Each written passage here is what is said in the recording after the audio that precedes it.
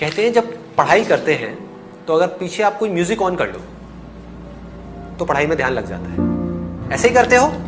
लोग करते यही हैं लेकिन अनजाने में करते हैं। मैं आपको उसके पीछे लॉजिक बता रहा हूं कि रीजन क्या है और कैसे काम होता है।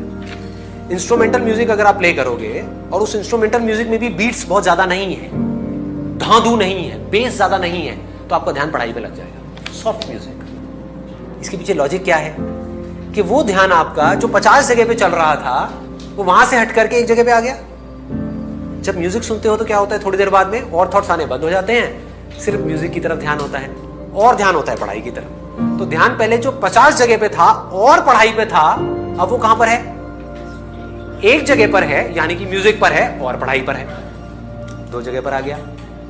तो अगर ध्यान 2 जगह पर होगा उस ध्यान की पावर ज्यादा होगी, या ध्यान 100 जगह पर होगा उसकी ज्यादा होगी? 2 जगह पर होगा। अब इस साउंड में देखो क्या होता है।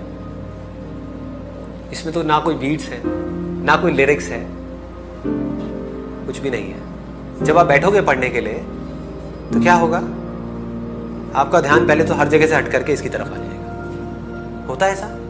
कभी भी नोट करना, आराम से रिलैक्स होकर के बैठो पढ़ने से पहले, इस साउंड की तरफ अपने ध्यान को ले जाओ, तो आपका क्या होगा, माइंड थॉट से हट गया, फीलिंग से हट गया, हर जगह से हट गया, साउंड पे आ गया, अब पढ़ने लग जाओ। तो ये साउंड आपका ध्यान पढ़ाई में लगा देगी। वन पॉइंटेडनेस, ध्यान, व्हाट डज ध्यान मीन? कंसंट्रेशन, अटेंशन, जब वन पॉइंटेड हो जाए। हमारा ध्यान अभी कैसा है? भटकी हुई है ना। बिना इस साउंड के हमारा ध्यान कैसा है? समझने की कोशिश करो। क्या होता है, कभी बाहर से कोई साउंड आ गई, कभी कुछ दिख गया, कभी कुछ याद आ गया, कभी ये याद आ गया कि अब ये करना है, ये हुआ था, 1000 जगह पर है। समझ रहे हो तो ध्यान कैसे भटक रहा है? अगर आपके हाथ में एक मैग्नीफाइंग ग्लास है और आप वहां से आग लगाना चाहते हो सूरज से, तो अभी आपका ध्यान कैसा है? ऐसे ऐसे ऐसे भटक रहा है। फोकस कैसे करोगे? कभी यहां चला गया, कभी वहां चला गया। जहां आपका मैग्नीफाइंग ग्लास जाता है, यानी कि आपका ध्यान जाता है, वही चीज आपको दिखने लग जाती है। तो एक जगह पर टिक नहीं रहा ना। इससे क्या हुआ? एक जगह पर आ गया। इस इनर साउंड से क्या होता है, ध्यान एक जगह पर टिक जाता है। And it is a very very high state. Reason being, अगर आपको इंस्ट्रूमेंटल म्यूजिक सुन रहे हो तो वहां फिर भी कोई फीलिंग है, कोई इमोशन है। आप समझ रहे हो? कुछ ना कुछ है जो आपको डिस्ट्रैक्ट कर सकता है।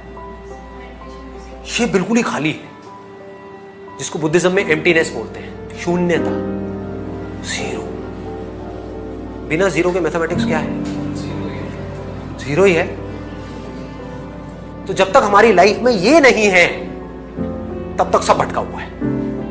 ये आते ही सब कुछ सिमट गया, एक जगह पर आ गया। कंसंट्रेशन पावर साइंटिफिकली कैसे बढ़ेगी इससे? क्योंकि ये एक ऐसी साउंड है जिससे रिलेटेड आप चाहो भी तो आप कुछ सोच नहीं सकते। एक इंस्ट्रूमेंटल सॉन्ग है, यहां आकर के माइंड मर जाता है। फिर जैसे ही माइंड को एक गोल मिलता है तो माइंड अपनी पूरी एनर्जी उस गोल की तरफ लगा देता है। तो 2 घंटे में जो आप पढ़ाई करोगे, that will be equivalent to 20 घंटे की पढ़ाई उस आदमी के कंपैरिजन में जिसका ध्यान भटका हुआ है। 2 घंटे में जिसका ध्यान 1000 बार भटक रहा है, मान लो शुरू में आपका भी ध्यान 2 घंटे में 10 बार भटकता है, लेकिन उसका 1000 बार भटक रहा है। या आप ही का पहले 1000 बार भटकता था, अब सिर्फ 10 बार भटका।